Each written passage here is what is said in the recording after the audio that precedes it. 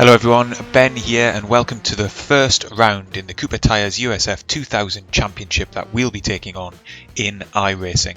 This week we're in New South Wales, Australia at the very tricky Oran Park circuit.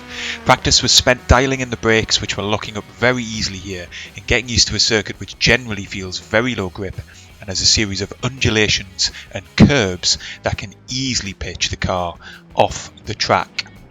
Unfortunately, we had one such incident in qualifying, which essentially ruined both of our flying laps, so we're starting this race towards the back of the 10-car grid.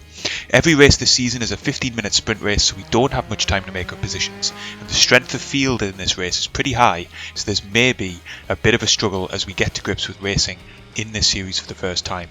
Before we get going, make sure you subscribe to the channel so you can catch all the action from this 8-week championship.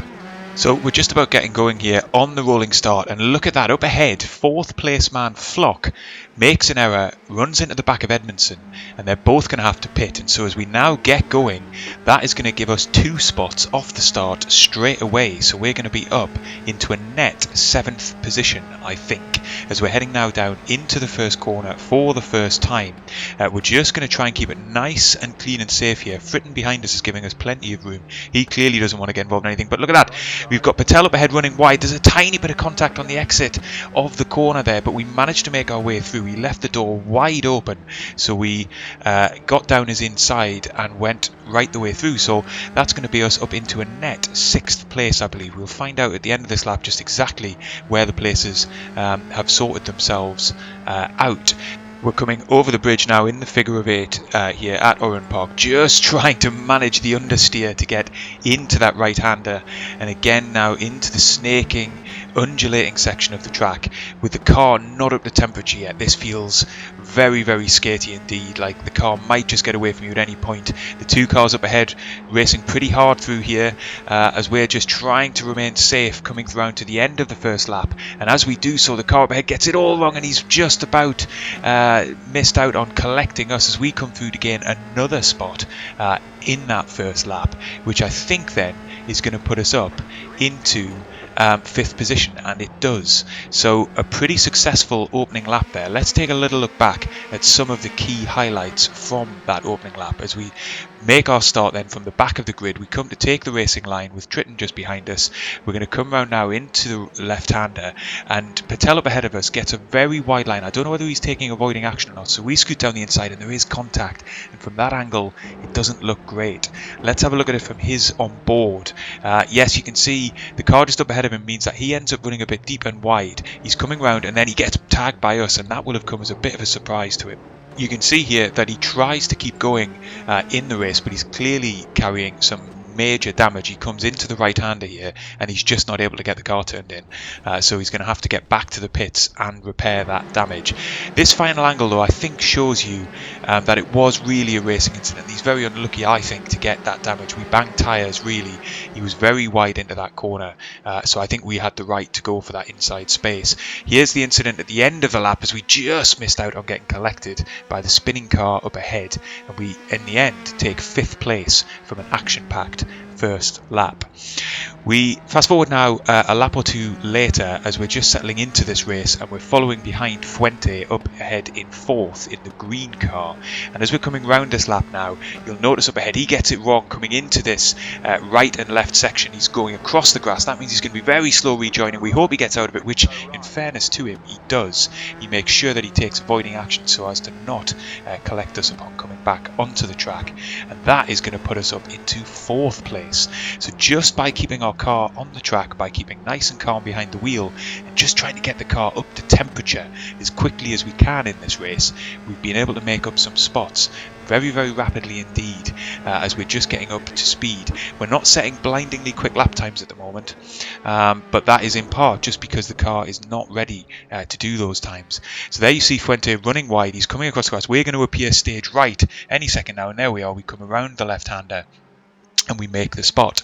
Crucially though, here comes a recovering Flock from his first lap incident and has now got past up into 5th place himself. So he's now going to be hot on our tail, and he is already closing in on the very next lap, and he's definitely got the pace on us. He qualified, remember, up in 4th position at the start of this race, so he's about to reclaim the position where he started, unless we can keep him behind, but it's looking like it's going to be very difficult. I mean, no doubt it's difficult to overtake on this track, but at the same time, I don't really want to get involved in any unnecessary battling, which could end up with us going off track. And there he is, look at that, diving down our inside. That caught me a little bit by surprise, if I'm honest, and you could see that as I had to adjust the wheel just as he came past to our left hand side. It sort of surprised me that he appeared to the left of our car there, but he's definitely got more pace. I wasn't going to fight that too hard in any case, and so we come back down now into 5th place, and are hopefully now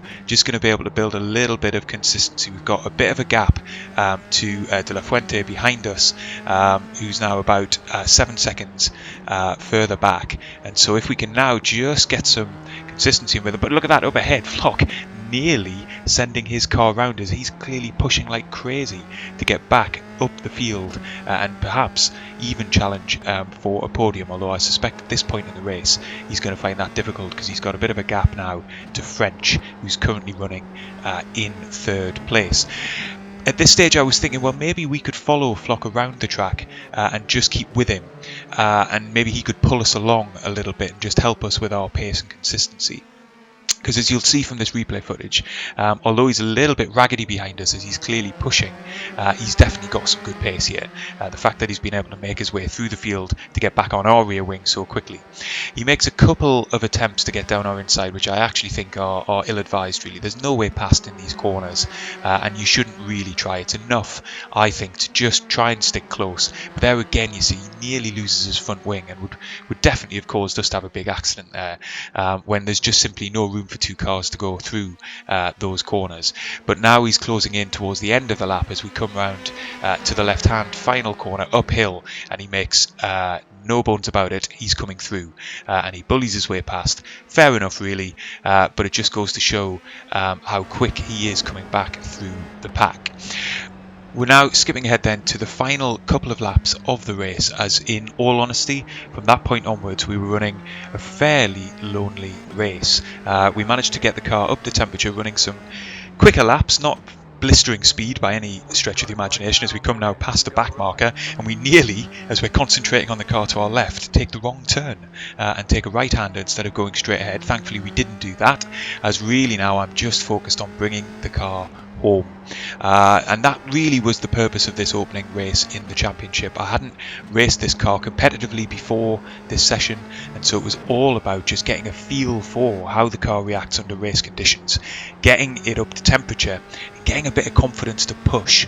And this track is really unforgiving, so the kind of risk reward calculation of how much to push, how soon to push as the car was coming up to temperature through this race was really difficult to balance. And I think overall we got it just about right. You know, we've set a quickest lap time in the race in the 1:06s.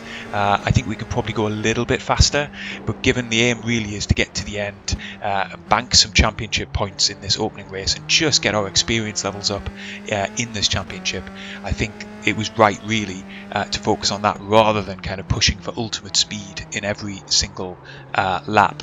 So we're coming round now for the final time into the figure of 8 section up and over the bridge. You'll see in terms of the standings, De La Fuente dropped back. Unfortunately, he had an accident behind us, which meant that he lost positions to Sam, who's now running in 6th place. He did close for a little while on us, De La Fuente, but not significantly, and there was no on-track action that came from that, and then unfortunately he seems to have had an off-track excursion. But we're going to come round now into the final set of corners. Just got to bring the car home, nothing too fancy here on the final left-hander, and we are going to come home in 5th place, which I think, all things considered, for our first experience of the USF 2000 Championship is a very decent result in what was a rather strong field of drivers, and we hope that that is going to give us some solid championship points. And here we are, the standings update following that race. You'll see that we're in 223rd position out of 472. That's largely because there have been rounds of the championship before this one that other drivers have been competing in.